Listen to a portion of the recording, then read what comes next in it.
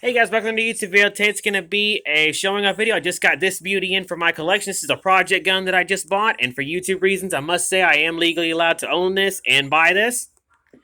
What this is, it's a vintage 1998 or 89, keep forgetting which year. Those who know will correct me in the comments. It's an old Kmart rifle, and it actually says Kmart on the back of it right here. This was sold in the stores back in the day. Made in the Philippines, model 20. And it's obviously missing a magazine, and it's missing the safety. But for the price, I couldn't really go wrong because they originally wanted, I think it was about $76 for this. I passed on it, but then when I came back a few weeks later to sell some stuff, they had this marked down to $50 and $59.99, so an even $60. And I counted off for him $50 out the door, which to those who don't know, that pretty much means no sales tax, just $50 out the door. And technically it is functional because it does still have the bolt on it, but the actual bolt nub is gone and it needs a new firing pin because the firing pin's broken on the inside. I went ahead and stripped it and found out. And the previous owner had severely gunged this gun up. I had to completely disassemble it, degrease it, and finally fix the threads that was broken.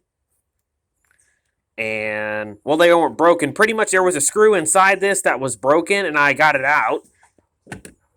And for a 22, it's awesome the way it looks. Nice little piece of history. This was made by Mossberg, or let me phrase that. Made in the Philippines, licensed through Mossberg, then sold to Kmart. Awesome little tongue twister on that one. And when I got it home and I cleaned it up and I called my gun friend, my good buddy Austin, and he helped determine the prices, what it's going to take to get this thing completely functional again. Because obviously I'm going to need a new magazine, bolt nub, a few parts internally, and of course a new firing pin. All adding up to about a total of $150, I think it's either, $58 to get this gun operational again. I'm going to go ahead and do it because this is something I'm personally going to keep. I'm not selling this to anybody. This is something I'm going to personally keep.